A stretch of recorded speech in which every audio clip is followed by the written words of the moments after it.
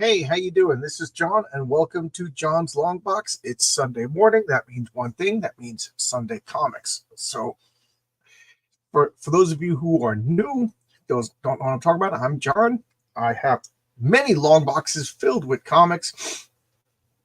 And during COVID, things were weird. People weren't going out, and I wanted to talk to people about comics. So I made a YouTube channel, and I just started taking comics that I really enjoy, me and my cell phone talking about comics, and it was just a way to enjoy comics with friends, even though there was nobody there. And for about a year, nobody was watching me, nobody was paying attention, and it slowly started to get better and better and better. So it it it. It's doing good. It's exactly what I wanted. And then this culminated. I was like, I wanted to do a Sunday show. I noticed that nobody else is live at this point, so really no competition. And I wake up early. My wife gets 1 day a week to sleep in late, so she sleeps late. I come down here, get out of her way, and just talk about comics with people. It's a lot of fun. I see you got one person here. It's probably Marcus. How you doing, Marcus? How's everything? Waiting for the commercials. Oh, you got commercials first? Okay, that's weird. I didn't know that it would play commercials at first. So there you go. All right. So what am I doing? I'm talking about Astonishing Ant-Man. This. Okay, it's like tilted and it's driving me crazy. All right, that's the best I'm gonna do. All right. Hey, John 5AW. I'm just gonna call you Johnny. So how you doing? Good to see you. Oh, we got 5 people all of a sudden. Cool. Everything look good? Everything sound good? All right, so let's talk about comics. I just filibuster a little bit until I get some people in here. So this is from 1979. You can see the little time over there. These are my copies that I got off the rack. This comic, I don't remember exactly where I got it, but this one I remember specifically where I got it.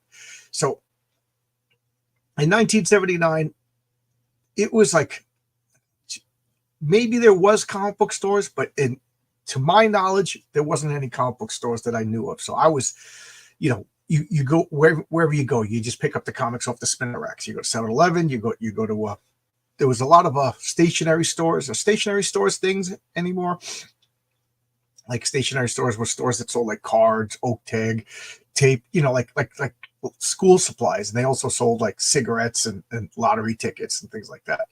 So there was a lot of. There's also well, I'll get to that. There was a cigar store called Optimo, and it was near my the supermarket that my parents used to go to. But I'll get to that later. So this comic, look at this cover. When you're a little kid and you see this, yeah, that's just a no-brainer. It's exciting. So now, when I was a kid, I started collecting comics. I'm going to say between like 74 and now. Oh, Marcus had a store called The Stationery Store. So he knows what I'm talking about. But Marcus and I are similar in age. So I bought this comic off of, I don't remember where. I always talk about that, but because I was super excited. Why was I super excited? Because at this point, Ant-Man was a legend. Like I think there was one appearance in Avengers that I had where Hank Pym, he went a little crazy. I think it was Ultron messed with his brain, and he forgot about the couple of years and put on his old Ant-Man costume. And then, I knew about Ant-Man, but I didn't have any Ant-Man comics. So this was like a legendary lost character from a bygone age. So when I saw this, I was like, wow, Ant-Man's back. Ant-Man's back. So I just had to get this because, again, he was a rare character at this point. So I got this comic and I'm super excited. Now, the thing is, this was Marvel Premiere. This series was called Marvel Premiere. And what did Marvel Premiere do? Every issue was different. It featured, I think sometimes it featured like inventory issues. Inventory issues are extra. Like if you're hired to do I can't even talk. If you were hired to do a run of comics, you would do 13 issues a year instead of 12. And that 13th issue would be an extra just in case like something happened, if in case the deadline's caught up and they throw out that inventory issue. So I think Marvel Premiere did a lot of those. It also experimented with new characters that they weren't sure if they could float a new series. So it was a series of like one-shots and debuts and things like that. So I guess they saw the popularity of Ant-Man and they decided to debut Ant-Man. Now, this is a 2-part series. This I got, and I'm not joking, like must have been like a year or two later I got this. I just couldn't find it. I missed it. So it makes me think that I got this somewhere. Look at this nice cut on my hand, huh? Makes me think that somewhere I must have went somewhere out of the ordinary to get this, because Marvel Premiere, I don't remember Marvel Premiere being like an easy comic to find. I don't think it was a big seller for Marvel because it didn't have a flagship character. It didn't have a consistent character every month. You know, it didn't even have the same artist. Like every issue was a different character and a different, creative team. So this one took me like a year or two. And like I said, there was this place called Optimo. Now, my parents would go food shopping at Food Town. And I didn't want to go food shopping with my parents. Did you want to go food shopping with your parents? At this point, I'm 11 years old. Do you want to go food shopping with your parents? No, it's excruciating. But I volunteered to go with them because next to this supermarket was Optimo, and it was a cigar place. So I went there. I was like, Mom, I'm going to go to Optimo. And I would run in there, and it was dark and smelly and smelled like tobacco. You know what I mean? It wasn't a welcoming place for kids. But they had a huge magazine rack. And most of the magazines were Hustler, Penthouse, Playboys, but they also had comics. So I'd go there, and there was just an unruly mess of comics. You know, the guys, I don't think they wanted kids in the place, so I don't know what deal they got. I don't know if they I don't know the business, but I guess if they ordered magazines, they also got comics. But this guy, to the best of my knowledge, he never returned the comics. Back then, after a couple of months, I think it was 3 months, you return the comics or you rip the covers off, you sent the covers back, and you got credit for the comics. So I found this in there.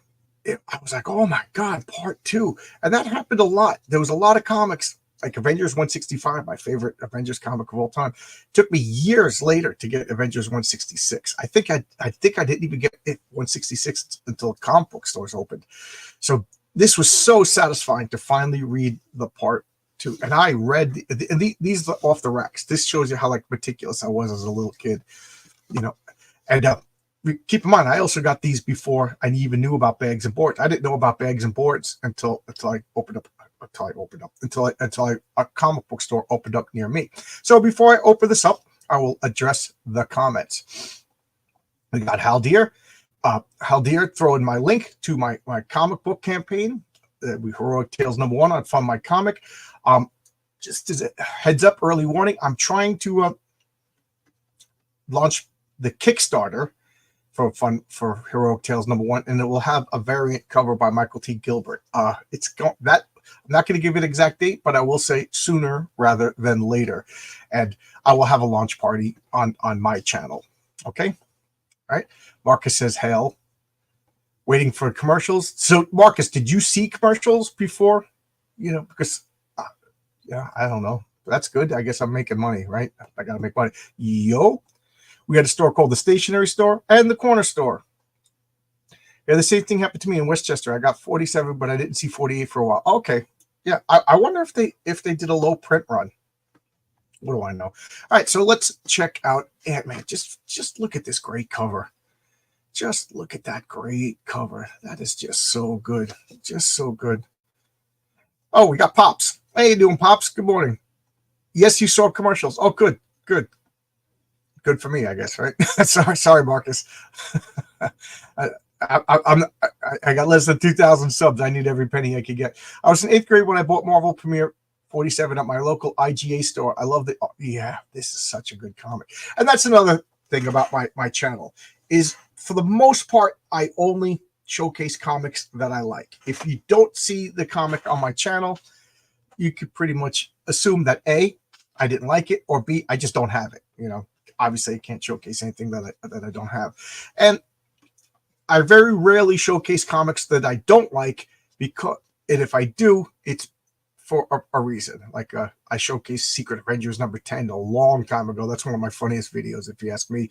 And I just did the Heather Antos special, you know, because I paid for them, I read them, and why not? You know, I as much as I didn't like those comics, I thought that was a successful video, in that the purpose was to show you, you know, everybody in Comicsgate hates Heather Antos, but how many people actually read one of her edited comics? You know what I mean? Hate is a strong word for me. There's not too many people that I hate. Matter of fact, I don't think there's anybody that I hate. I'm still open to the idea of engaging in conversation with those on the other side. You know, I'm not zealous. At the risk of getting philosophical or political right here, I think the problem with politics, comic books, the world, is not what you believe. It's the zealotry of how you believe. Like I used to be a militant atheist when I was a kid, and then I realized that I was just as bad as the religious people that I couldn't stand, because I was zealous about it. You know, now I believe what you want. Don't believe what you want. Just, you know, don't bother me. Be a Democrat, be a progressive, be a liberal, be a conservative, whatever. Just don't be zealous. So I'm not zealous. I'm Comicsgate. I'm independent. I don't like Marvel and DC, but I will engage in conversation with them, because that's how you change minds, win hearts. But, you know, I went, talked to her, good faith, have a pleasant talk. She didn't want to. I bought $10 worth of comics, and then I figured I might as well get a trip. So I figured I did a service. I showed people why the comics are no good, rather than just say, don't like them, you know. So that's my point, and I'm sticking to it. Hey, we got Torchbearer Studios. How you doing? Hi, chat.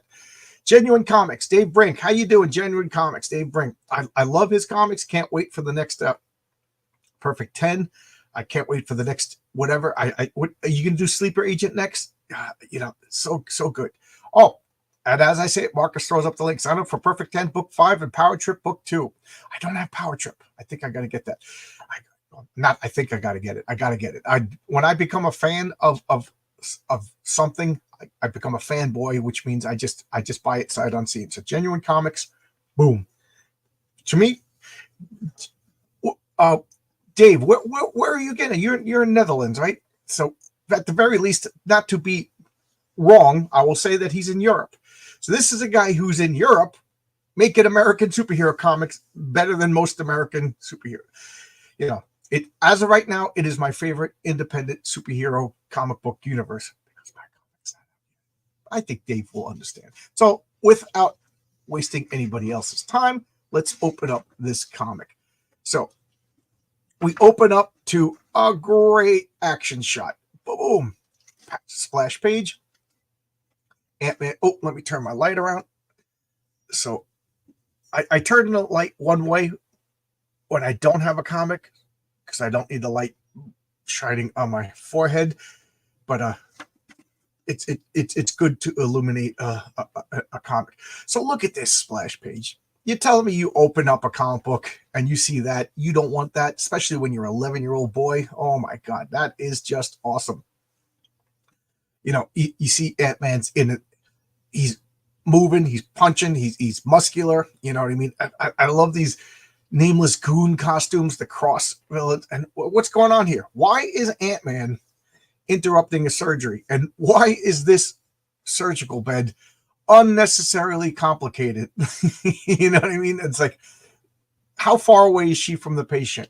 You know, but then it's robotic. So, I mean, I had my hernia surgery a couple of months ago, and my surgeon was about as far away as possible from me in the operating room, because he was like playing a video game. It was all robotics. You know what I mean? There was 100, I don't know, attendants, nurses, physicians, assistants around me, but the actual surgeon was practically in another room. There was like a even a wall separating him. I guess to, I don't know, shield him from the horrors of my body. But anyway, let's look at the credits. So let's look at the credits. We've got Dave Michelinie, and don't know if I'm pronouncing his name right. John Byrne and Bob Layton, artists. What else do you need? What else do you need? Now, at this point, when I'm 11 years old, I didn't pay attention to writers. And I didn't pay attention to artists' names, but I paid attention to art. So I knew that this was the guy I liked. You know what I mean? I don't think I started to connect the dots, but John Byrne, I'm a fan till this day. And Bob Layton, I'm still a fan to this day. You know, and letterer, Bob Sharon, colorist. Tom Orzechowski is the letterer, Bob Sharon is the colorist, Roger Stern, editor, Jim Shooter, editor-in-chief. And if you notice, a lot of my comics that I showcase have Jim Shooter somewhere attached to it. The guy was, no disrespect to Jack and Stan, but Jim Shooter's era to me was the high point of Marvel Comics. A lot of that probably has to do with nostalgia because, you know, what was I, 10 to 15 years old when these comics came out, you know, and to be honest, they were excellent. So let's check this out. So we got Ant-Man. Now, the Indicia, I already said this is 1979. So just look at this. Look at this. Second panel over here. We got Ant-Man just doing the judo. And going forward, I'll do the same thing. Whenever I turn the page, I'll address the comments. So, boom. You know, just taking people out. You know, kicking them, hitting them in the head. You know, just wailing on them. And also, like I said, Ant-Man was kind of a legendary, like, oh, Ant-Man, like he wasn't around those more. You know, he shrinks over here, so this guy hits his buddy. You know, Ant-Man's tiny with the ants, and then look at that. Look at all the ants all over the place. Ants, you know, so he takes out the hose from the water fountain and starts spraying him away. Just like that. Just love that. All right, let's address the credits. Yes, you're in the Netherlands. Okay, the Netherlands. When I was a kid, the Netherlands, I always thought of the netherworld. Like the Netherlands must be like a foggy, devilish place. What's the climate like? I've never been there. You're welcome. Thank you for making good, fun comics. You know, and like I said, Dave's got an active campaign. Check it out. It gets the fullest recommendation that I could possibly give. Not only is he a great guy, you know, but it's a fun comic. It's, again, European, a Netherlander, what's that, Dutch, is making American-style comics better than most Americans.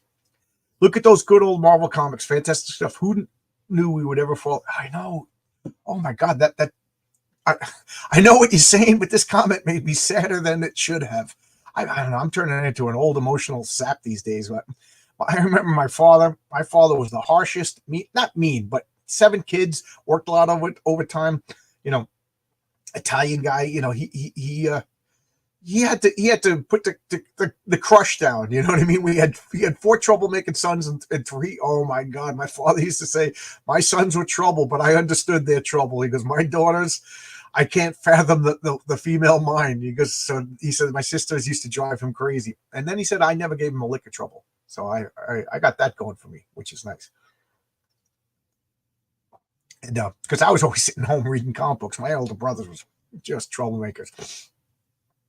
So, but as he got older and retired, he just became an emotional softie. So by the time my wife met him, my wife only met my father for 6 months before my father died, and I'm so glad my wife met him.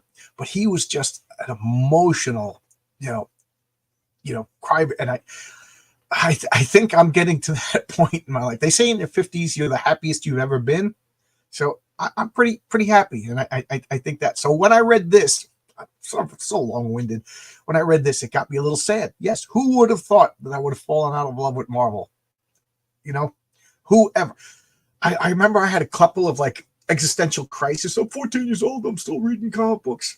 I'm 18 years old. I'm still reading comics. It seems to come every 4 years. Every presidential election is existential crisis.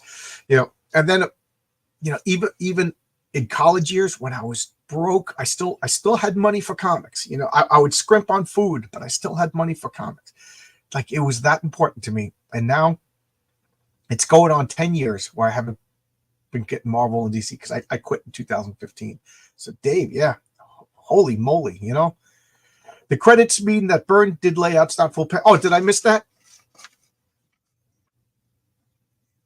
Oh, John Byrne and Bob Layton artists. Okay, yes, yeah. Of course, they didn't do equal shares. Yeah, good catch. Good morning, John in chat. Hey, Comics Raider again. Where's that avatar from? That is so cool. I know I asked you before. I forget if you answered. That is so cool, Comics Raider. And Dark Alchemy. Good morning. Cool. All my friends are here. So again, I just love the way he draws water drops. It's funny because I remember when me and my friends, I keep threatening to bring out the comics that I made as a kid. But we used to practice like blood drops and water drops to try to make them look like John Byrne water drops. Look, I love this stuff. This is part of comics. The Fun Factory super gimmicks and stuff. You know, these silly ads, you know, these ads are like little like time capsules of time. You know, there's a couple of ads that I just absolutely love. So now the Goods are spraying down the water to get rid of the ants.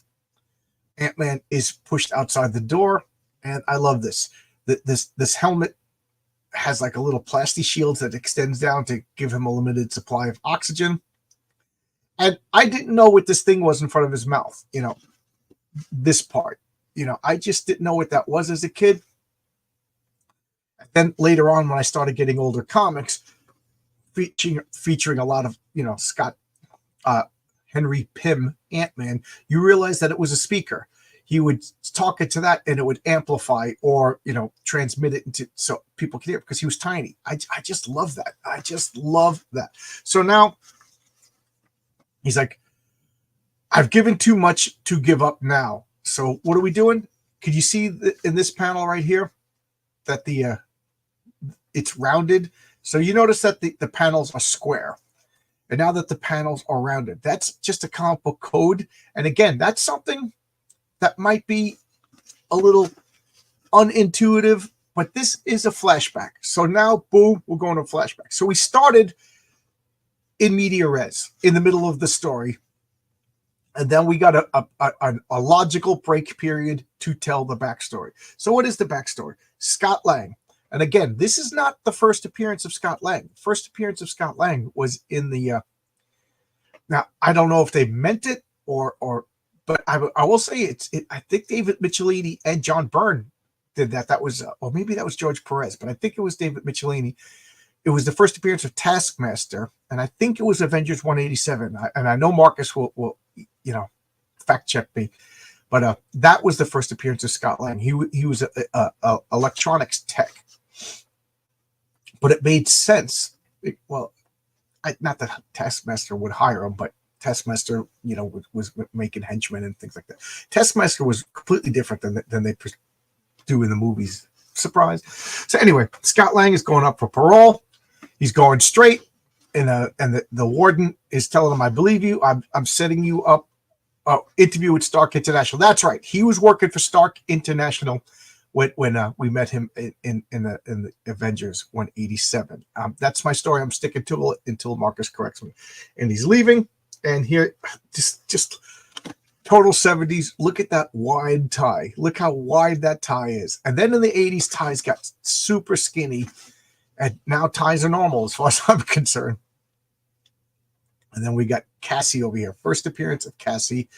And then this woman over here, his sister, and Carl, the brother, and purple pants. Purple skirts. Purple skirts were all the rage in comic books. And again, I'll just chat at the end. And here they are, you know, in the old malt chappie. Here's Tony Stark going over Scott Lang's designs. Here's Cassie looking at the animal, and Cassie collapses. And here we have, they take x-rays. She has a heart problem, a thin wall membrane, and now Scott gets medical bills, which begs the question, doesn't Stark have medical insurance?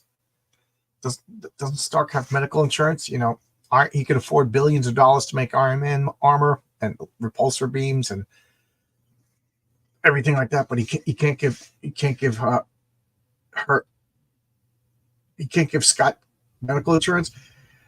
Even salary advances from Stark International couldn't stem the tide of bills from hospital rooms for special medication. So they're making it that she has a super rare medical condition.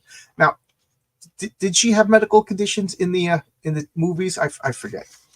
So now what's he doing? So that was almost without conscious thought that I Scott began casing the well-turned neighborhoods, loath to return to his old ways. But see, so he was a cat burglar whose job was to dismantle, electronic systems and things like that, so that they could rob the place. So now he's fallen back to his old habits.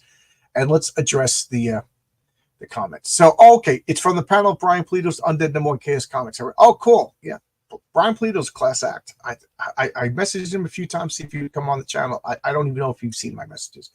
Based Art Department. Good morning, John. First time I caught you live in a while. I really enjoyed meeting you at, yeah, we met at, was it last Saturday or 2 Saturdays ago? Man, I've been working so much. Yeah, that my brain is fried. Yeah, it was last Saturday. And Talking Comics. You were like one of the 2 people who knew me from the comments in the chat. Yeah. It was so cool. And it was funny because Project Analysis, Paul Thayer was there, and we didn't see each other. I thought I saw him, but I just got a haircut, I just got my beard trimmed, and I wasn't wearing glasses because I only wear the glasses so I could read. You know what I mean? So when I'm driving, or just if you were to meet me in person, I wouldn't be wearing glasses. He said he didn't recognize me, which proves that the Superman Clark Kent disguise actually works. Those panels are thick with dialogue. Holy moly. Yes. Just, I'm glad you said that. Check out all of this dialogue. Yeah, a lot of story. I'm not even joking. This 2-issue series would be a 6-issue trade paperback story in modern comics. I mean, Brian Michael Bendis, you could read a Brian Michael Bendis comic, like, get out of the shower, comb your hair, read a Brian Michael Bendis comic, and then the wind from flipping the pages so fast will dry your hair. It's just ridiculous. These were filled. This was filled. When I was a kid reading this, keep in mind I'm 11, so maybe I wasn't as good as a reader as I am now, but this was my money's worth. I spent a lot of time reading this, absorbing the art. It was just heavy with goodness. That's my quote. Budget cuts, man. Stark Industries doesn't do health insurance. I know. What's going on? It's Lang could have been a contractor. True. Yeah, as time passed, Scott Lang was true to his word, impressing employer Tony Stark. Yeah, employer. Although his work was important. Okay, all right. Taskmaster was introduced in 196. I kept saying 187. 196. That's the first appearance of Scott Lang, right? I think so. If Marcus, if you could check, maybe I'm telling false. I'm giving out false information. Lots of dialogue, but I never felt it was too much. Yeah, absolutely. It was the needed amount. It was like Gandalf. The dialogue was not too much and not too little. And look at all this. Oh, the Johnson Smith Company. Look at these ads. Valuable minerals. I know I ask, but we got a different crowd. Did anybody ever order anything from a comic book? Like, I'm not talking about subscription. Like, did anybody buy X-ray specs, like the Spud gun, the Roman soldiers, rare minerals, drafting class? Did anybody Did anybody order that stuff from a comic book? So now they're talking about now this. This is my big problem with it. Like, Tony Stark, Iron Man, does all of this superhero stuff, and he doesn't provide health insurance for his employees. Now, that to me is the failure of the story. But as a kid, I didn't think about it. But had they just played up the fact that she had a deformed heart and such a rare condition that only this surgeon could work with her, but she was abducted or something like that. And then he did what he had to do. That I would have bought. That would have made it a little better. But so this one specialist is the only one who could perform the surgery that she needs. So they track her down and they find out that her equipment is being brought to Cross Technologies. Now, Cross Technologies, you can see over here, it's the evil rival to Stark International because it's got the smokestacks and it's polluting and everything like that. And Hawkeye worked for Cross Technologies. And so there was Cross Technologies. Wasn't Cross, like the guy Darian Cross became the Yellow Jacket in the Ant-Man movies. So we're going to see Darian Cross over here. So he sees the doctor and she's being manhandled. And this Tony Stark looking guy says, get away from her. She's not interested. Do you need to be persuaded? Scott Lang ain't having any of that. He blocks the guy. And then look at this arm. Just grabs him and throws him. Look at that hand. Wow, whoop. And he was like, what was that guy? I saw that license plate number. Who was that guy? I'll use my contacts in the Department of Motor Vehicles. And he finds out that that car belonged to Darian Cross. Darian Cross is this, the bigwig, the jefe of Cross Technologies, the evil Stark Technology rivals, And so now this is like a flashback within a flashback. Later that night, he's dressed up as a cat burglar. He's breaking into somebody's house. Why is he breaking into somebody's house? I'm actually realizing how flawed this story is. This story is so flawed. Why is he breaking into somebody's house to steal something to go to Cross? You know what I mean? Because he doesn't know what's in this house. You know what I mean? I'm realizing that there's a big problem in this story, but I loved it as a kid. I guess I didn't pick it up. We got these are cardboard cutouts over here. Just all this. And as a kid, I always got a kick out of seeing DC characters in a Marvel comic. Safety wings. This was a big deal. Marcus, do you remember this? You grew up in Long Island, right? Or Westchester. There was like a big initiative of putting like reflecting stuff on bicycles. So these were like safety wings. You put them up. So it became like a thing. Then we had these like neon plastic poles with a triangular flag on our bike. I guess the news was scaring parents that kids were getting destroyed riding bicycles. I hated it. I hated it. Scott Lang was introduced to Avengers 181. Okay, I got the numbers wrong, but yeah. Okay, so 181. What was that issue? What was in 181? Now my mind is messed up because if Taskmaster was in 196, but Scott 181 was the Guy Ritchie. That's right. Henry Guy Ritchie. That was yes. Okay. Is there a comic book with all the words and thought balloons and narration blocks? I'm sure somewhere. I can't think of it offhand. Just pure thinking. Yeah. This was his second appearance. Yes. Tony could be like, I'm not a doctor, but I'll read a few books and get the license within a few hours. The surgery will be at 5 if that's convenient. Yeah. It's the Breaking Bad pride. He didn't ask. Well, he asked for advances, but all he had to do is go, Tony, Mr. Stark, I can't come in tomorrow. My daughter is going to die. And then Tony Stark would have helped, So that's I said. The story is very flawed. Now as an adult, I'm revisiting. Stark Industries having health insurance doesn't fit the narrative. Exactly. Yeah. A lot of reflective stuff. Yeah. On the bicycles. Yes. Okay. So he's breaking into the house and he finds the house is full of high tech. Go figure. He finds this Ant-Man costume just hidden away. He's like, what is this? Wait a minute. The name of the gate, Henry Pym. He used to be Ant-Man. Wow. He goes, you just solved all of my problems. So he steals the Ant-Man costume. Here he is putting it on for the first time. And I used to call this the John Byrne effect. I used to call that the John Byrne effect. But I realized as I got older that it's the Neil Adams effect. And I think if you said that John Byrne was like an acolyte of Neil Adams, I think he would get mad at you. But the truth is the truth. But I didn't know who Neil Adams was at this time. I didn't have any Neil Adams comics at this time. So he realized he's talking to ants. He's shrinking. How terrifying must that be to see ants? Oh my God, that would be insane. I love that panel. And this is another comic that I put tracing paper on. If not, I guess not this page, but some of the pages you can actually feel the indentations from my pencils.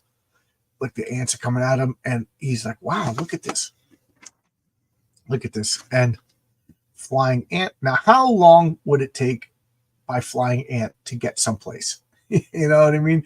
Like, shouldn't he just drive like a Volkswagen Bug and then at the last minute turn into Ant-Man? Like, I imagine flying ants. It's gotta be just so tedious just to flying. Yeah, I like it in a Chuck Dixon comics, Bird of Prey. He had Power Girl take an airplane to Europe rather than fly, and as she's asking for money for the tickets, Oracle's like, "Can't you fly?" She goes, "Yeah, but it's going to take me 4 hours to fly, and it's just so boring." She goes, I'd rather get on an airplane, take a nap.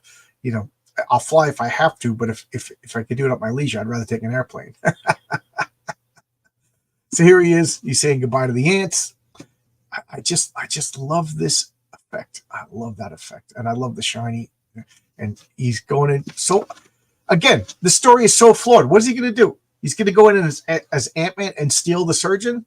You know what I mean? It's so flawed. But I didn't think like that as a kid. And he's going down the shaft. He's going down with the ants. Just look at this perspective. Okay, I need to address something here. And this drives my wife crazy whenever I bring it up. Okay, I'm a construction worker. The guys who put up these ducts are called tin knockers. And we're always working with the tin knockers because we're always putting up pipes, conduit for the electrical wires, and sometimes they're in the way of the ductwork, and the ductwork's got to be moved for the electrical wire. Sometimes the electrical things got to be moved for the conduits. So we're always working, and we're always around them. These ducts, you see these screws, they use razor sharp. They're called self-tapping screws, and with the hex head point. But inside the duct are hundreds on hundreds of screws protruding with a razor sharp, because what it does is, otherwise you would have to drill a hole and then then tap the hole and then screw it in. So a self-tapping, it spins and it bores a hole. Like, it's got a drill tip at the top, and then it makes its own threads, and then so it just saves so much time. So if you were to crawl through one of these, you would be ripped to shreds by hundreds and hundreds of self-tapping screws. And then these things are coated in a grease so that they don't rust. And that grease just collects dirt. So these are filthy. Like the air going past them isn't going to, it's just going through. But if you were to touch these, you would just get covered with a dirty grease. So if you were to go through one of these ducts, some of them are huge. Some of them are huge. Like, we've this is a horrible story, but there was a drug addict apprentice tin knocker, and he just crawled into one, shut the gate behind him, and did his drugs and died. And we didn't know until he started to smell. Oh my God. And then they found him just decomposing. They're strong enough to hold you. You could crawl through them, but you're going to get destroyed. It's just razor sharp screws and grease. So you'd be covered in blood and dirt. So Bruce Willis going through that, especially that small one, he would have been ripped to shreds. Oh my God. But it's Hollywood. Ant-Man, I don't have a problem with. He could go through. He's one of the few people. So he's going through the gate, the grating, and before I turn the page, I will address the chat. Some person, ants, give us your sugar or we snip you. In the 90s, bicycle helmets were pushed heavily on us kids, even to the point local law enforcement would stop kids and give them helmets for free. Yeah, I remember. We used to tell the cops will give you a ticket. The cops will give you, and then I don't know where it became one of those urban myths. You can't ride in the street unless you're 12 years old, so you had to ride on the sidewalk until you were 12, and like the other kids would enforce it. I thought that Bird and Layton made a good team, especially in Hulk Annual 7, but Bird didn't like Layton's inks. Yeah, but my favorite is Terry Austin on Burn. My second favorite is Burn on Burn. But this Bob Layton, I'm loving this. The art is my favorite. I like to hear any rants you have about the Star Destroyer as a contractor. I got no, you know, what did Kevin Smith say? The best, it's just all government workers that got killed on the Star Destroyer. There's a video called Loose Change. If you look up Loose Change Star Trek, it's a documentary style on the inside scoop of the blowing up the Death Star. It's brilliant. It's brilliant. Just check it out. John is right as far as what I hear that so rarely. I'd like to know exactly. I still remember the hours of videos we had to watch about kids getting hospitalized because they didn't wear a helmet. Yeah, I know. There was a big push around this time. Big push. I'm thinking the kid got hit by cars back as broken, but at least he was wearing a helmet. I got hit by a car as a kid. It was not fun. I remember the woman who hit me. She comes out, "Are you okay?" And she was cross-eyed. And I was just like, "Why are you driving? Why are you driving?" Never wore a helmet and rode on some sketchy homemade bike trails. Yeah, I know. You know. Oh, right about the ducks. Yeah. Right about the ducks. So we were watching the Boondock Saints, you know, and I was just like, first off, you ain't sneaking up on anybody. It is loud and noisy. You know, so okay. So if they're big enough for you to fit, we'll support you. But razor sharp self-tapping screws, the grease, and then everybody within the building is going to hear boom, boom, boom, boom, boom, boom, boom, boom, boom, boom, boom, boom, boom. I don't care who you ain't sneaking up on. You ain't even sneaking up on the deaf, because it's going to shake so much that the drop ceiling tiles are probably going to be dropping dust and debris. You know, it's one of those Hollywood things like quicksand. I love this ad. Hulk is just supporting Marvel Universe. You know, I love this ad. Look how sexy Carol Danvers was. Look what they've taken from us. Here are the ads. Oh, geez, 42 minutes. I still got to do a whole nother comic. I like looking to see if I recognize any of the names. I do not. And here is subscription information, and then advertise. Don't you love that cover? Isn't that such a great cover? Look at. Oh, and we got some pizzazz. We got McNichols. We got Cheryl Teagues. I'm Cheryl Ladd. Farrah Fawcett. You know, Miss Carter from Linda Carter, rather. Susan Anton. We got Kiss. What a time. I know everybody's nostalgic for the 90s now, but I'm nostalgic for the 70s and 80s. So Ant-Man's going through everything, and he sees a security laser, and it shoots. What? Blaster must have been set on a timer. Talk about close. And then he's seeing these guys talking. They're going off, and thud. You know, what happened? So Ant-Man took out one thug. He didn't even have to. That was just pure gratuitous violence. He didn't need to fight that guy. You know, and then he busts into the surgical room. Dun, dun, dun. Nothing's going to stop me. And that brings us back up to the present. See, he's got the plexiglass. He's talking to the ants. We got more ads. I'm going a little faster because I just realized we have a whole nother comic. And then this guy's like, good thing we washed out the ants. And then he sees the ants coming out of the sink. And man, do I love that. Boom, boom, boom, boom, boom, boom, boom, boom, boom. You know, and then that just jumping around. Where is he? He's on the floor, taking him out. Remember, Ant-Man retains his full human strength. Do you have a minute, Dr. Sondheim? But I have a patient. Look, doctor, I don't know what's going on, but you're obviously being held against your will. And we got somebody who's more important than any crook you could be treating. Regrettably, my dear fellow, I must take exception to that last remark. And then what do we got? We got Boltons, Powerman Iron Fist, Iron Duck. I hated Howard the Duck as a kid. Spider-Man puts himself in the picture. Yes, Spider-Man uses Twinkies. That's why Spider-Man's a good guy. And then we got this double-page spread. What is that thing? Tisk tisk. An unfortunate rude choice of terms, for I am not a what, but a who. I am Darian Cross. To be precise, I own this complex just as I now own Dr. Sondheim, and you seem quite persistent in taking that which belongs to me. I'm afraid I leave you little choice but to destroy you, rather utterly. So look at that. Look at that. The price of a heart. Oh my God. And again, I didn't have this for a long time. And when you're a little kid, maybe it was, months, a year, I don't know, but when you're a little kid, it was an eternity. Now this cover has different art. Marcus, do you know who did the cover for this? Because this isn't Byrne and Layton. Oh, right over here. Okay. Dave Cockrum, Bob McLeod.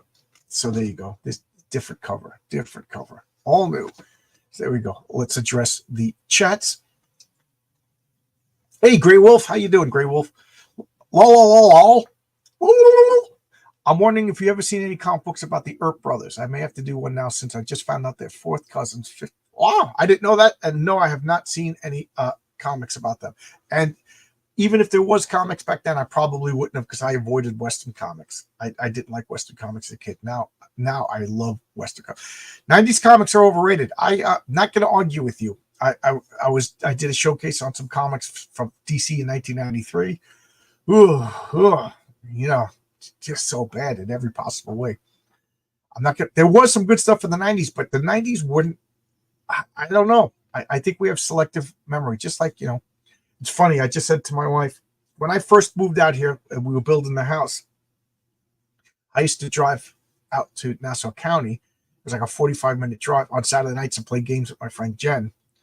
And Jen had this little table. And Jen always had the boyfriend of the week who was just trying to get into Jen's pants and wasn't really particularly into games. And I take my games seriously. So it was just the worst. Every Saturday I would come home. That was terrible. Oh, I like that guy. That guy was cool. But then she would never see him again. Or she would have one of her friends who was just happy to be away from her kids. So she would be drunk playing games. Oh, man, it was just torture.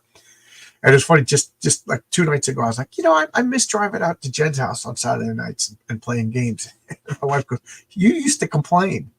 You couldn't wait. And then when I built this game room down here, it was finally done. I just stopped. She's like, you used to complain. And I'm like, you're right. you're right. So, yeah, I think that's the way it is with 90s comics. A little rose-covered glasses. Dave Cockrum. Yes, Dave Cockrum. Guillermo del Toro's Cabinet of Curiosities does it, and the stories are fantastic. It does what? There's a lot of threads. What are we talking about? Oh, I skipped your comment. Okay. I noticed in the media they like to go back to the 70s and 80s for stories. Yes. I'm a big fan of Guillermo del Toro. Yes. I skipped your comment. That's why it didn't make sense. Still a great cover. It is still a great cover. Yes. Into the internet age, do construction workers still hang pinups at their work sites? We always stopped by the buildings under construction so we could steal the Playboy stuff. No. You get in trouble for that stuff. I remember when I started, there was boobies and naked and bushes everywhere you looked. Just centerfolds. Or cutouts of. Now you open up a gang box, there's nothing, to the point when somebody opens up a gang box, you do see, so every once in a while you will see pictures, but it's like tasteful clothed women or family members. Like you see pictures, you run over and you realize it's the guy's wife and kids. You're like, oh, but it's when you see it, it stands out for how rare it is. You do not see it. You do not see it at all. It's really, really, that's just a bygone age. That's a different time. Good morning, John, and good morning, chat. Hey, Pity Ma, how you doing? Torchbearer. It used to be you went in the shanty in the morning, and there's just guys would bring their old Playboys and Hustlers and Cheeks and all the trash. There was always a stack of nudie magazines. You don't see that, and you don't even see newspapers. You used to go in. It's funny. Everybody's like, everybody's on their cell phones. Like, yeah, 20 years ago, everybody had a newspaper, not talking to each other. So, whatever. So here we got this. Yeah, man. So we all know what's going on. Can you put pictures up of guys? You want to see? Oh, can you put pictures up of guys? I mean, you could put up pictures of women. It's just people don't do it anymore. And if you put up pictures of guys, go ahead. You're gonna get teased. You're gonna get teased. But I don't think there's any rule against it. But you know, if they're not naked pictures, who cares? Plus, everybody's got phones. If you want to see nudity, you just take out your phone and look up nudity. You know what I mean? So I think part of it became the culture, part of it's technology.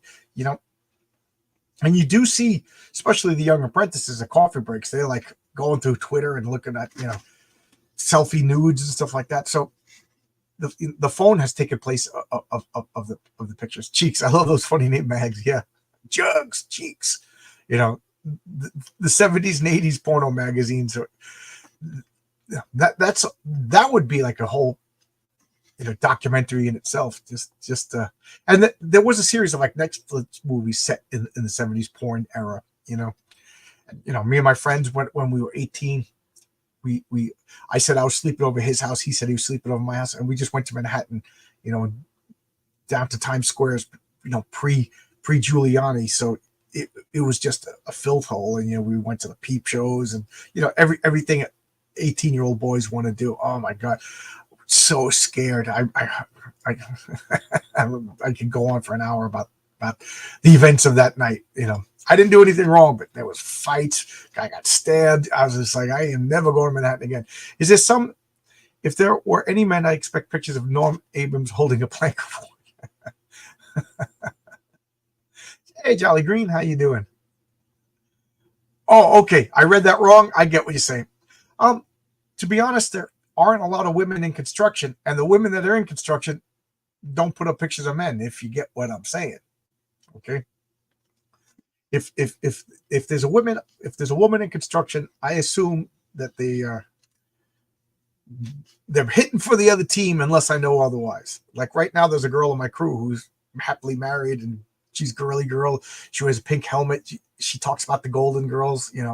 It's funny, but she's the exception rather than the rule. So we got Darien Cross over here. So let's look at the credits. Oh, the credits are cut off. So we got David Micheline writer, John Byrne, Bob Layton is the artist, Diana Albert letterer, who that's a name that I don't see too much. Marcus, did she have a long career? I don't remember seeing that name too much. Mario Sen, colorist, there's another name I don't see too much. Roger Stern, editor, and Jim Shooter, editor-in-chief. Price of a Heart. So here we go. He's all talking big. He's coming out of the surgery. I love that. So did he just have surgery? Why is there no scar? Why is there no blood? Is the surgery finished? Did she not start yet? These are questions I want to know. I'm starting to realize the flaws in this comic that I didn't notice as a kid. So he just beats the crap out of Scott Lang. I just love that energy, the way that John Byrne draws that energy, and the ants fly into his eye, and Ant-Man shrinks. Now, here's a philosophical question. Some of these ants got to die. You know what I mean? Just him swatting around. You tell me when they hose down the ants, some of them didn't die. So are ants just accessories to Ant-Man? Like, should he pay attention to their lives? Does it matter? These are the things I want to know. Does anybody care if the ants die? So look at this. The ants are, and he just swats them, and he gets knocked all the way over here with a thud, and he's just hulking around. I love this. He gets the tweezers. He picks up Ant-Man over here. Look at the soulless eyes. Soulless eyes. And then we got Tron, Micronauts. Tron. Oh yeah. Okay. I thought it was from the movie Tron. Micronauts, robot clowns that make you laugh. So I was totally into Micronauts, but by this point, I think the well was running dry here. They were making weird stuff and just calling other stuff Micronauts just to sell. So I love this. He with this superior vision, he hits the button and poof, Scott Lang is returned to normal size. He rips the controller off. He snaps the antennae. Rather than take the helmet off, don't take the helmet off. Just snap the antenna. And here he is. You're going to kill him? No. Now this was shocking to me as a kid.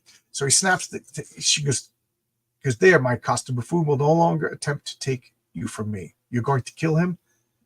Kill him. No, no. Murder is so pedestrian. Merely having the gentleman made comfortable. Why?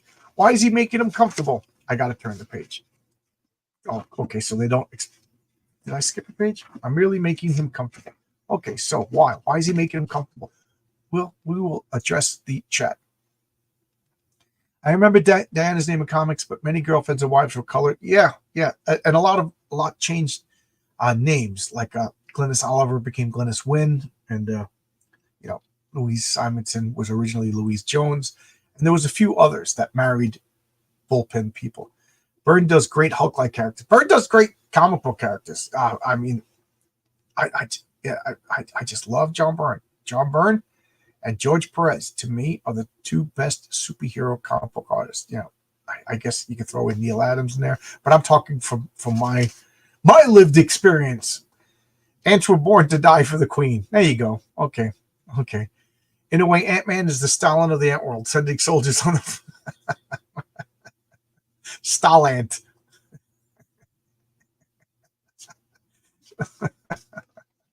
So here he is. He's in a jail cell. He's thinking about how he failed Cassie. Here comes Darian Cross in his Hugh Hefner robe, and he's just like, "What's going on?" And here, I'm a supervillain. I will give you the monologue. So here we have this great little juxtaposition of what he normally looked like. He's a construction worker. He's they're building the factory, and he's having a heart attack. So he's in the hospital. He's got a bum ticker. He's going to die. He's in a wheelchair. And like everybody in a wheelchair, you have a blanket on your legs. I never understood why people have blankets on the legs, but that's what they do. And they're doing surgery. What are they doing? Cross Technologies has developed this pacemaker, this super pacemaker. It's like a nuclear pacemaker. It's the A1 steak sauce of pacemakers. And then we got an Atlas body in 7 days. Look, 100 magic tricks. Play guitar. Again, the super gizmos. Again, did anybody order any of this? 24 people. Did anybody order it? So now he's starting to realize after the new pacemaker, he feels, not only does he feel good, he feels better than good. And they're doing x-rays on him, and they're finding out that this pacemaker is so good, it's increasing his body mass, his heart, his everything is he's becoming superhuman. He's changing. His family doesn't like it. You need sleep. But the problem is it burns out the heart. It's working the heart so much. His physiology and his musculature is pushed to the max, but it's burning out the heart. So he's like a vampire. What's he doing? They're taking homeless people, capturing them, kidnapping, and stealing their hearts. So this doctor is just constantly swapping out hearts. As Darian Cross gets more and more massive and more bigger, more strain on the heart, this nuclear pacemaker just burns out the hearts. So I love this. No, dear, it's for survival. Though you may be happy to know that you've postponed such a fate for at least one victim. For after all, why should I get a derelict's heart when I can have a strong and irrationally clever heart of a superhero instead? So there we go. We're gonna steal his, and I love the expression of shock on his face, even though he has the Ant-Man helmet. We got cups, socks, pens, all the stuff a young comic book fan wants. You want a wallet? We got a wallet. You want a toothbrush? You want an electric toothbrush? We got electric toothbrush. You want a wallet for your keys? You want a Thor mug to put pens in? And we got the pens. Anything you wanted. You want this hot chick over here? What are they selling over here? Okay, gain weight. In the 70s, there was a problem with being too skinny. We don't got that problem now. That problem has been solved. Now we got to get, we don't even want them skinny anymore. We like them thick now. Stallant. We ordered the Roman soldiers, but they were junk. I think they were cardboard or really thin plastic. Ruined my comic to cut out the end. Yeah. So we got somebody who did order it. Cool. and I knew it would be junk. It was $1.99. So good night. Tomorrow we're gonna cut your heart out. So what does he have? He has extra antenna in his boots. He puts the I love that. Don't strip him. Leave his helmet on. You don't, he obviously has gadgets in his helmet. Leave the helmet on. Such a flawed story. And what does he do? He contacts more ants. And what does he do? He tells the ants to get his controller. So the ants are looking around. They find the controller, and hundreds and billions of ants, they bring it to him. He's just waiting for hours and upon hours. And then we got the free Super Shot Vet. There we go. Free Super Shot Vet. The Corvette was the coolest car back in 1979. Remember the Mark Hamill movie Corvette Summer? There was something else about Corvettes, but Corvettes was the shit, was the car. And before I turn the page, let's check out the. I'm guessing Ant-Man is going fantastic voyage into this guy's body. That, my friend, we will see. If anyone wants to read these issues, they are reprinted in Ant-Man, Giant Man Epic Collection, Ant-Man No More Trade. Oh, cool. I didn't know that. Then again, I don't pay attention to the reprints. This sounds arrogant, but why would you pay attention to the reprints when you have the originals? Look at that. I love that. They all got big smiles on their face running at you, but Thor is going to hit you with the hammer. They're all happy. Look at Captain America. Hey, John. Look at Ben Grimm. Hey, John. How you doing? You got Scarlet Witch in the back. Hey, John. Iron Man's coming. And Thor's like, hey, John, I'm going to hit you with a hammer. And Hulk's like, hey, John, I'm going to strangle you. What is going on? This ad is insanity. So they open up the door, and there's no Ant-Man, and boom. I just love that he uses the momentum of growing and shrinking into the ant, into his punch.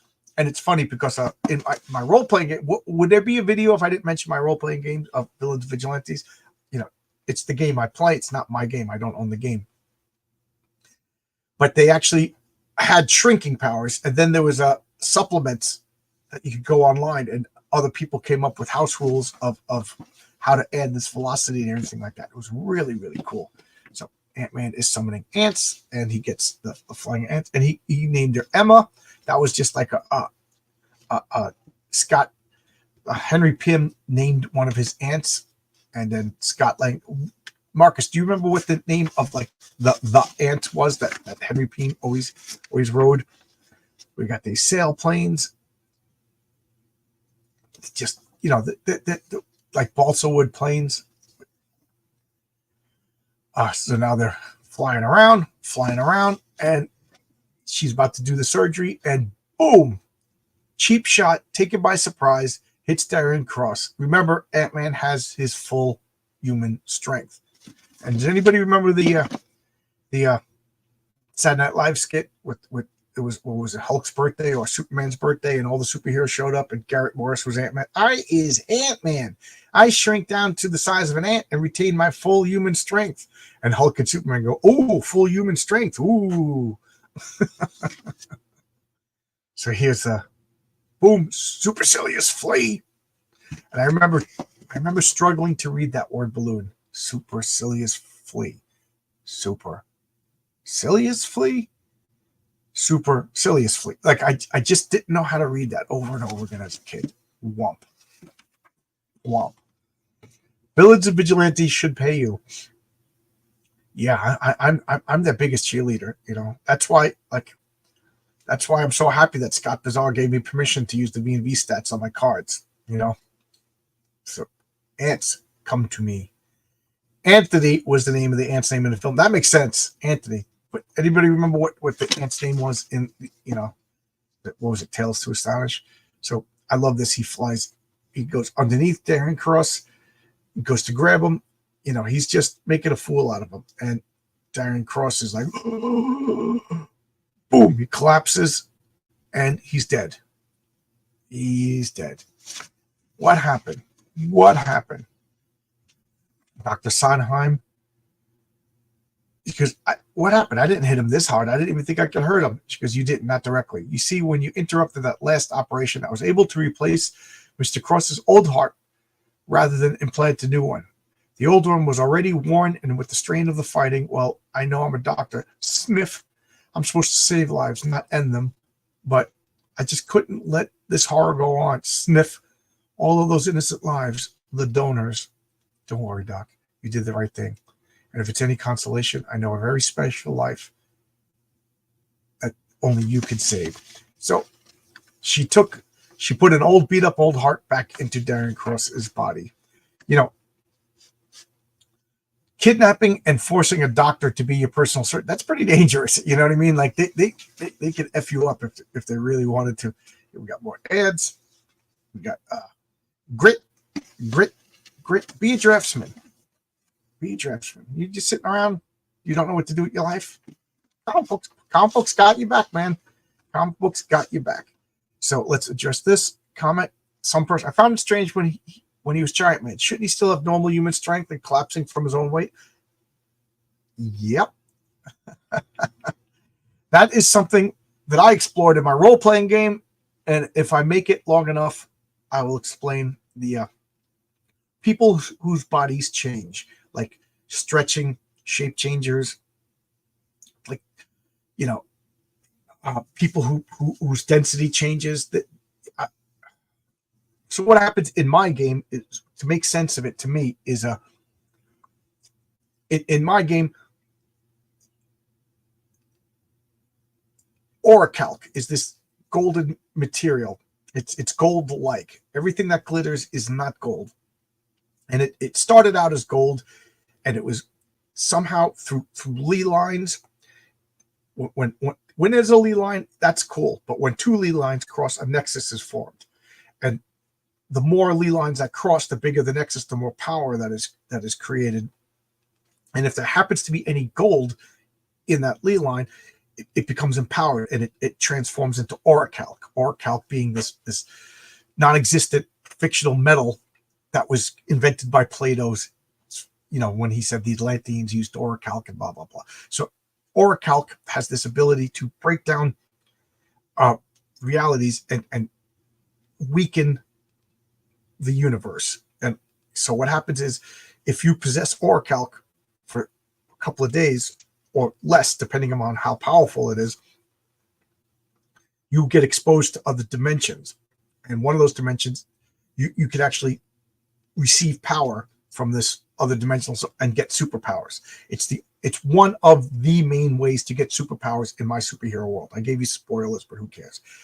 And because of that Orichalc, you now have like a wormhole. There's this Rosencrantz, whatever it's called, bridge to another dimension, and it's feeding you power. The side effect is you could go crazy the more power you draw, because human minds aren't meant. It disturbs your thoughts. But anyway, if you get the power to grow big or to shrink or to shape change, that it fundamentally changes your body. Your cells are no longer cytoplasm, they're ectoplasm. And ectoplasm is a psychoactive material. Ghosts, it follows no known laws of physics. It follows the rules of the mind around it. So when you get big, it changes weight, because why not? When you get small, the mass changes. Why not? But it retains. Why not? Because it's this extra-dimensional ghost-like exomatter. So there you go. That's my explanation. That's what will be in my comics when I explain it. So she just casually put a heart in a. No, she did a surgery. Remember last issue, Scott Lang interrupted the surgery. She was already putting the old heart in. So Scott Lang did nothing. It's like Indiana Jones. If you remove Scott Lang from this equation, Darian Cross still would have died because he had an old burnt out heart. It's just that Scott Lang made him die faster because he made him exert himself. What have been interesting is when Ant-Man shrinks, he gains the strength of an ant, sacrifices strength. Well, yeah, because ants are 10 times stronger. Mark Gruenwald has answers for all that. Yes, Mark Gruenwald, he's the one that did all the pseudoscientific gobbledygook in the Marvel Universe. You should call it why notism. Yeah. Why notonium? Yeah. So here we have epilogue. He's wandering the streets. They're bringing out Cassie. Dr. Sondheim is all happy and she's going to be alive. And then boom, who shows up? Hank Pym in one of the coolest superhero costumes of all time. Now, this prologue, the art looks inferior. So it looks like John Byrne, but is it inked by somebody else or was it rushed? He's like, not anymore. I gave up the Ant-Man identity some time ago. Now, if you excuse me, I'd like to have some words with line in private. Look at, he puts his hands out. You want to arrest me? I totally understand. I accept consequences of my actions. I broke it. He goes, calm down. You're not going anywhere. I didn't come to arrest you. I came to congratulate you. See, when you broke in, don't think, this. I'm one of the premier scientists in the world. I saw you. I was about to apprehend you and beat you. Somebody's breaking into my house, but I saw you stealing the Ant-Man costume. I was like, why would anybody steal the Ant-Man costume? And I just recently upgraded it, so this will be a good field test. Again, this story is so flawed. Look at that. Look at that comic. That is just awesome. I love that. Oh my God. This is just the high point of X-Men right here.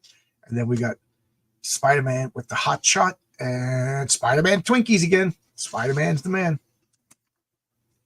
Because I was following you and then I got hit by a laser. You probably saw the Flash. So did you, if you read Marvel Premiere 47. It's just so flawed. It's so flawed. Why did it happen? Because we need to have. So keep the Ant-Man. Keep the Ant-Man costume.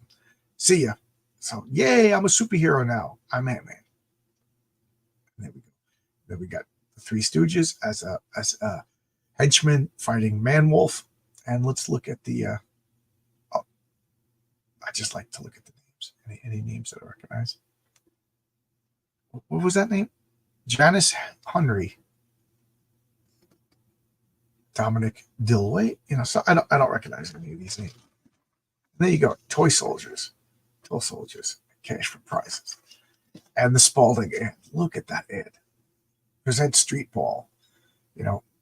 With that Jack Davis artwork. I just love it. So good. Everything about this comic was good. Even though it was flawed. And again, I didn't realize it was flawed as a kid. But looking at it as an adult, it's flawed. Flawed story. So there you go. I'll put the two comics here. And as normal, the comic portion of today's episode is complete. But I will keep going as long as the comments are going. So anybody got anything to say? Comments, concerns, questions about Ant-Man, Marvel Premiere, but whatever. Anything? Dude, I'll take a sip of coffee and wet my whistle. Oh, wait. Oh, there we go. And I guess my internet is working today. If you saw my other live one last, what was it, Friday night? It was just bubbling up the Heather Antos video. I guess Heather Antos was using her cauldron witchcraft magic and messing with my reception. So Marcus, thank you. Comic Book Fund My Comics seem to have stagnated. I'm in the mid latitudes, the horse latitudes. The doldrums in the middle of the campaign. Again, I'm working on setting up Kickstarter. So I'm going to try my hand at Kickstarter with the different variant cover, Michael T. Gilbert cover, a little bit more whimsical, a little bit more fun cover for Heroic Tales, and then I will go and do the Mike Gustovich cover, which is so good. Slam to bring it home on Indiegogo. So I don't know. This is an experiment. Will it work? Will it not work? I don't know. I've never done this before. I'm in uncharted territory. So I might as well talk about the channel. This Wednesday, geez, I do know that is it Tuesday? Tuesday at 8 p.m. after my regularly scheduled talk, it will be Two Beards, One Comic with Kelsey Grammer. We will do Kelsey Shannon. Yeah, Frazier and I are going to talk comics. Kelsey Shannon and I are going to talk Secret Wars, Marvel Secret Wars. That's a 12-issue series, so we'll probably only do like 1 or 2, maybe 3 issues. And then Wednesday night comic book team up will be on RJ's channel, and I would like to finish up with It's Clobbering Time. We're going to do what was it? Daredevil versus Nightwing. Daredevil versus Night. I didn't schedule its clobbering time, so we'll take care of that this week. And then I got some good ideas for some its clobbering time team ups, and I got my regular scheduled chats on Tuesdays, Wednesdays, and I don't think I have anything Friday. So maybe Friday I'll do its clobbering time. So thanks a lot. Bunch of comments just came in. So many costumes produced or totally block peripheral vision. Yeah, I know. It's my friend Jimmy made up a character and he had that total Adam Warlock cow. What is that called? Collar. This total 70s Adam Warlock collar. And we just pretended it didn't, it's just cool. We just pretend. Cable internet can be funky. Oh, yes. Oh, okay. You got the right voice for reading. Oh, thank you. I don't like my voice. So thank you for saying that. And can anybody? Sometimes I watch my videos, and sometimes I just can't. I just can't stand my voice. So this was the just cable internet can be funky. And kind of like Buscema if you wrote and watched his weight, a bit of Stanley mixed in. Thank you. That I'll take that. That is awesome. Awesome compliments. Awesome compliment. I just wish. Oh my God. If I could draw like Buscema and write like Stan. Oh my God. Talk about the total package. I'll be buying your Patriarch comics. Can't wait to get. Oh, thank you, John. Thank you. I at the risk of talking about how the sausage is made, I still haven't recouped what I paid for it yet. So please, every drop helps, said the lady as she peed into the ocean. That's the getting 3 top artists to do covers was a little expensive. I will be doing variant covers, but I will be toning it down. So as of right now, issue 2 is going to have 2 Renzo covers because it's going to be a flip book. It's going to have Mary Sue. Flip it over, it's going to have the Patriarch. Renzo already drew the cover for Mary Sue, and he's doing. I think he's up to page 5 of issue 2 already. Issue 1. I just spoke to Dave this morning. Dave is the colorist. Dave's father had a heart attack and he had to get a quadruple bypass surgery. He's in Brazil. They had to travel to, I think he said Brasilia in the hospital. So Dave is hundreds of miles away from his home right now, taking care of his dad. I don't think anybody can get upset with that. First off, I'm way above schedule. I just have to get 5 more pages colored. Lettering takes a week. And then Brian Bow has to hand in his ad, and we're done. So we are way above schedule. So I'm not worried about that. I was worried about Dave's dad. He said the operation was a success, but he's still in the hospital. So there you go. That's the update on my comic. But anyway, back to the variant covers. Josh Howard is going to do a Mary Sue variant cover. So and then I don't know who's going to do a variant cover for the Patriarch. So I'm going to tone it down. Make it cheaper. The coins. Oh my God, the coins are driving me crazy. They said 45 to 60 days. It's been 6 months. The whole COVID supply chain thing. I know they're coming from Norway. I've been blasting them to no end with the coins, to the point where these are going to be collector's items. I don't think I'm going to use Norse Foundry for coins going further. Again, I'm sorry to spoil the mystique and tell you how the sausages are made, but oh my God. Making this comic is a learning curve, guys. When I started making this comic, I had long, luscious hair, no beard. I grew a beard and it turned gray. No, I'm kidding. I'm having a lot of fun. I'm making a lot of mistakes, fixing a lot of mistakes, and still going forward. Again, Renzo even drew a house ad for issue number 3 that we're going to put in issue number 2. Oh my God, I wish I could share it with you. But I noticed there was, Renzo does, and he does layering. There was a layering problem and there was a mistake. So he's fixing that as we speak. It's so much fun though. So much fun. Comics.org says Dan Albie's worked from, oh, wow. Oh, okay. I'll be on, it's a name. Again, I didn't pay attention to names. And then when I started paying attention to names, I paid attention to artists and then writers.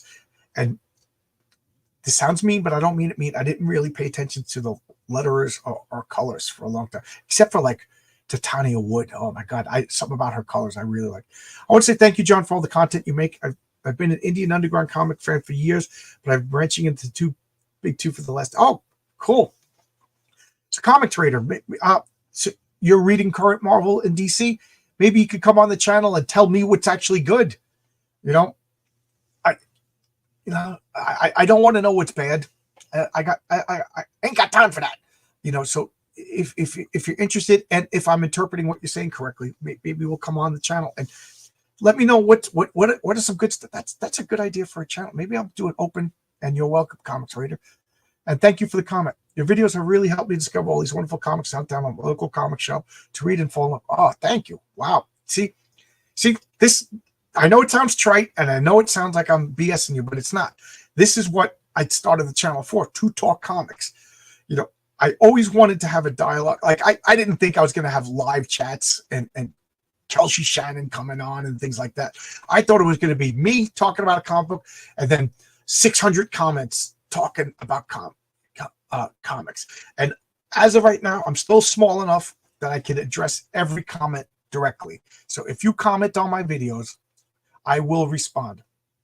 And I have to admit that sometimes I get like a 10-minute break at work and I respond to, I should give the comments longer response. Maybe it's my fault that the comments aren't super long message board chats like we used to get in 2000. But this is fine too. I didn't know that this technology was possible, this StreamYard with the live chat stuff like that. When I first started doing it, I would just use my phone. Look at my old videos. They're so embarrassing. Not that this is, I was told my channel is pretty ghetto, and yeah. But this is pretty much what EVS does. You know what I mean? Just a camera and then a screen within a screen. Although I'm using an $11 webcam and then my cell phone. And then what do? I put the sound through these phone and then turn off the mic and then put it over here to reduce the echo. It's all Frankenstein. Pity Ma. Will the coins also be add-ons for the other two platforms? Yes. But they better get here. I ordered for the Norse Foundry. The minimum was 300. So I ordered, and I'm selling them for $5 a piece. So you can imagine the layout. So again, that's why I'm talking. I got when I first started making my comic, I ordered glasses, and the more these pint glasses, Heroic Tales pint glasses, and then on the back, it's got the patriarch symbol, the laurel wreath, because I was like, he's a dad, he's gonna have a beer, you know what I mean?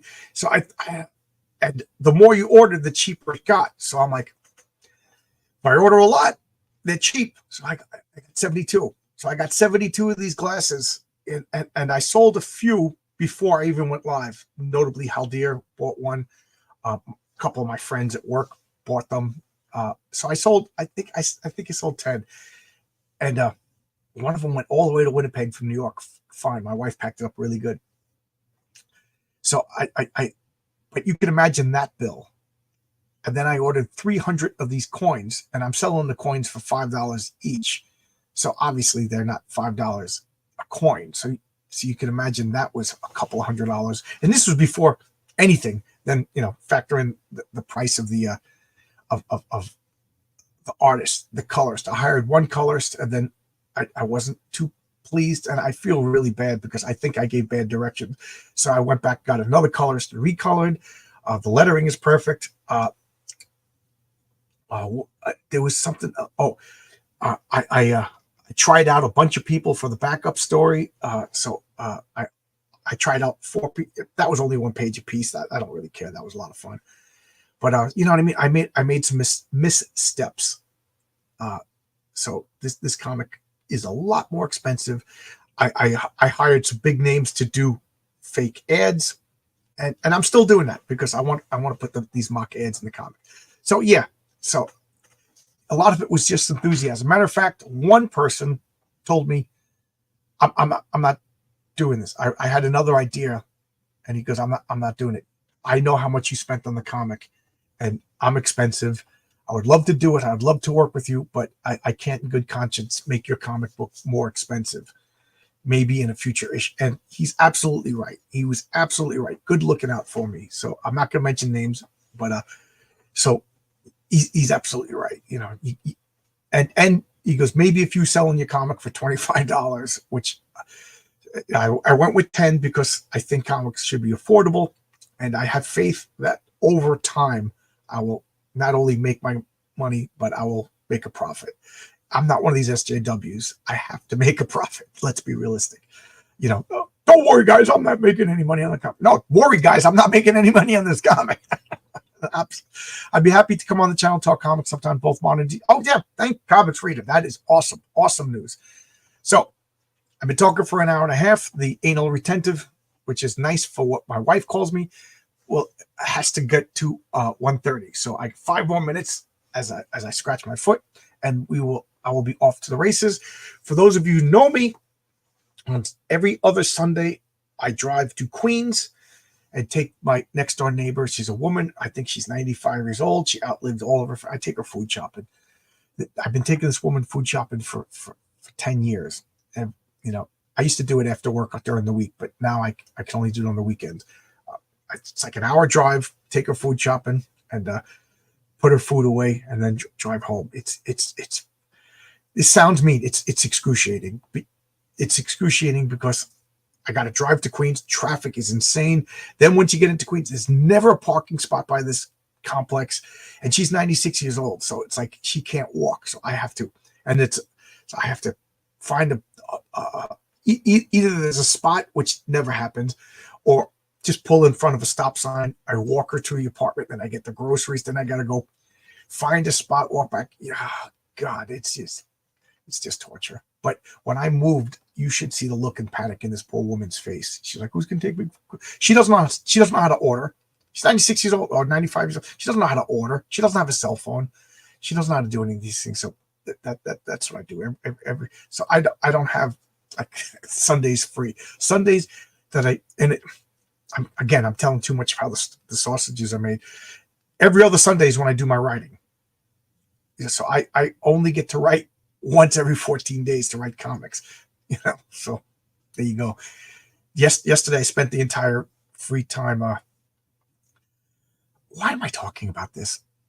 But there's a huge tree. If you drive down my street and you say the house with the tree, or you're like, okay, there's a huge, huge tree. And I love this tree. I love this tree. I picture Galadriel has, you know, what do they call them? The talons, the trees. Just a beautiful, beautiful tree. But I read that this is going to be a big hurricane year. So I was like, we just put in the roof, you know, spent 10 grand on the roof. So I'm like, my wife is terrified of hurricanes, and I'm usually pretty cavalier about this stuff, but I was like, we got to do something about this tree. The branches are just hanging. So 2 grand, got the trees trimmed. I didn't want to remove the tree. I don't want to remove the tree unless the tree is dying. So we removed these limbs, and then for extra money, they would have carted off the wood. And I'm like, oh, I got a fire pit. I'll put a fire pit in the backyard. I want to build a fire pit, but right now I got one of these aluminum bowls with stands, and I like sitting out there, you know, sometimes with the. So I was like, I'll take the wood. Man, did I not realize how much wood it would be. They chopped it up, but I can't physically carry this wood. So yesterday, my friend dropped off a hand truck, and I spent all day just taking the wood into the backyard. It was a good kind of sore. You know what I mean? A good, you know, the weather wasn't too hot, but it was very humid out. So it was just like a good, I did something kind of sore. And then I had my friends, Jimmy and Karen and Rich and Dom. And then my wife and I, we played Charterstone, which is a legacy game. You got to play 15 games, and preferably with the same people. And then after the 15 games, you see who's the winner. So somebody will win that game and they'll get a reward. And it is so much fun. I'm really enjoying it. We got Chinese food from Red Tiger Dumpling, which is the closest to the Chinese places out in Queens. It was such a good day. So I woke up. I did a talk with Trevor Fernandez Linkwitz. We talked about Rise. Then I moved all the wood. Then we had friends over for games. And then it was just such a pleasant day. Just a pleasant day. And oh, geez, I'm talking and babbling so much I'm missing the comments. Will the coins be add-ons on the other two platforms? Absolutely. I got to sell these things. I think I got 300 of them. I got to sell these things. So yes. And I reached out to Graham Nolan because Graham Nolan and Mike Baron have the most awesome coins for their comics, and I'm a big coin freak. So they told me where they got the, again, so helpful. Who the hell am I to ask Graham Nolan anything or Mike Baron anything? Mike Baron helped get Pat Broderick to draw my comic cover. Graham Nolan helped me get these coins, so I found a new place for coins that are beautiful, awesome, but expensive. Don't tell my wife, but I ordered them already, and they'll be here the 18th. And so that will be for issue 2 because I got to sell it because nobody's going to buy the coin, but they're expensive. Yeah. Here I am talking people out of buying my coins. No, I love the coin. I'm just frustrated with the shipping. They're like, well, you didn't pay for airmail. Dude, airmail from Norway, it was like $1,000. Come on, man. I'd be happy to. Oh, we saw that. We need your own version of Excelsior. Oh, it has a good one. Let's brainstorm that one. That's a good one. Excelsior. For those of you who don't know what I'm talking about, that Stan Lee's famous expression. That would be Marcus. Let's brainstorm this. What could be my what do they call that? A tagline? Shout out. I'm coming on the channel. Oh, I love coming on the channel talk. Yeah, Marcus is he's gonna get the frequent flyer miles on my channel. Yeah. Marcus comes on every chance again. We talk comics. He's knowledgeable. It's fun. Heroic Tales is my comic. Again, I haven't had a sale in like 2 weeks. It's that mid campaign. I hope to build enthusiasm again with Kickstarter. I don't know. I don't know how fast the approval process is. I was hoping to do it this Friday and having a launch party and just inviting everybody on and things like that. And I did like drawing a try. Yes, yeah. Marcus was one of the people that I paid him. I don't ask anybody to work for free. Oh, speaking of which, somebody sent me fan art of the Patriarch, and I might use it for something. And if I do use it, I have to pay for it. It's just the right thing to do. If I'm going to profit off it, then the person who did the work should profit off it. And I gotta find out who drew it for me. Maybe I'll put it on Twitter and ask. Yeah, maybe. But I'll wait to see if I'm going to. But you're sweet, John. I love you. Oh, thank you, and love the pit bulls. Processing firewood is great therapy. Yeah, I should take a picture. It was huge. These blocks of wood were huge, and it was funny because last Sunday I had friends over for Villains and Vigilantes, and we were all goofing on each other. I just had the hernia surgery. Jimmy just had open heart surgery.